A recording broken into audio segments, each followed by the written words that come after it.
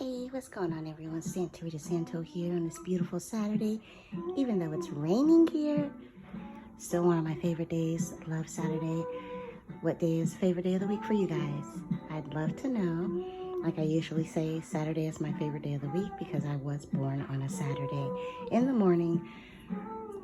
So that's why I love sunny days and Saturdays and spring. That's my new year. All right, let's get to the subject. This is dreams, all about dreams and how they actually happen. They call it several different things: intuition, ESP, precognitive, clairvoyant, knowing, etc. Here's one of my dreams I had several years ago when I was living in my first Atlanta house, I should say. I was literally having a dream. I had a dream about this cat being in my backyard. And for some reason, this cat had a time on its forehead, a clock on its forehead. And it just came in my backyard and it had a clock on its forehead. And I remember looking at it and saying, cool. I wake up that next morning. I wake up, look out the window, SHITU not, that same cat is in my backyard. First time I've ever seen this cat. But after that, it would be many more times that I see this same cat. Really beautiful cat. The one kind of cats, the stripes. Like, I guess that's when my, oh, I see now. Oh, okay.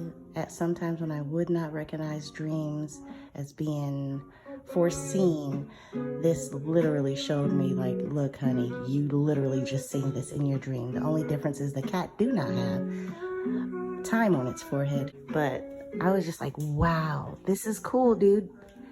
Hey, guys, look at this. I literally just had a dream about this. I didn't even have enough time to get up and write it down or anything. And to be honest, years ago, I never was writing down my dreams. I just remember them, and that's that. But I do realize that it is very important. And sometimes things just come back to you more and more, the more the day go on, or the more certain things happen and that actually happened in your dreams. So there's just little differences in it.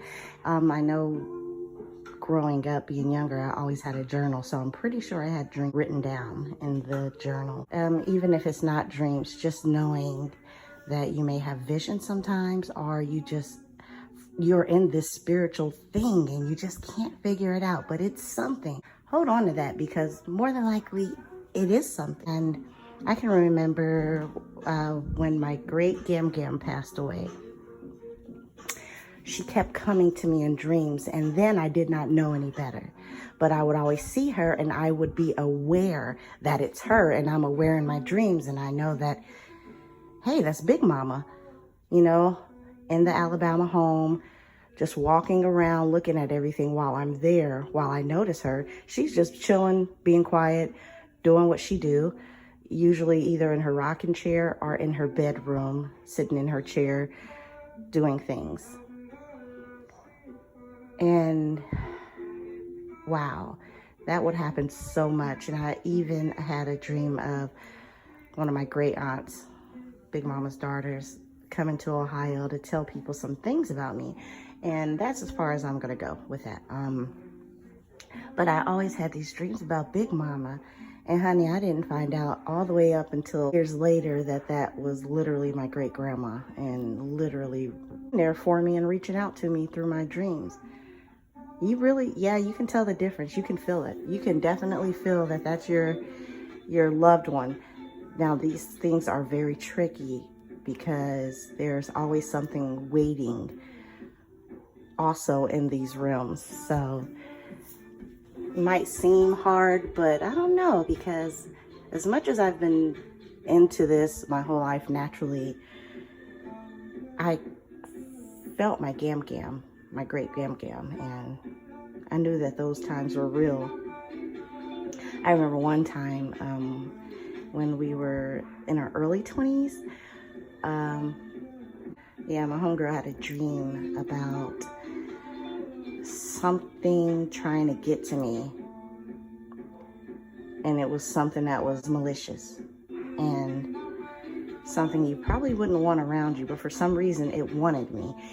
So it portrayed as if it was Selena, Left Eye, and like all these other people that I really, I really love and that I'm really into.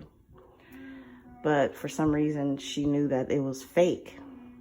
And, I guess we had to get away from that. I thought that was a pretty cool dream because around that time, it was a lot of crazy stuff going on, yo.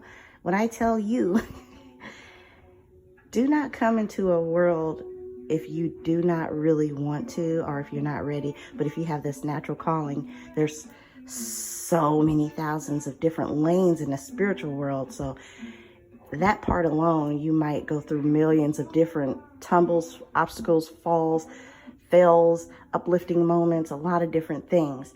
And you got to find your right place because it's not going to be with everyone else like you might think. Because even in spiritual journeys, we are still individuals who individually do our things the way we do it.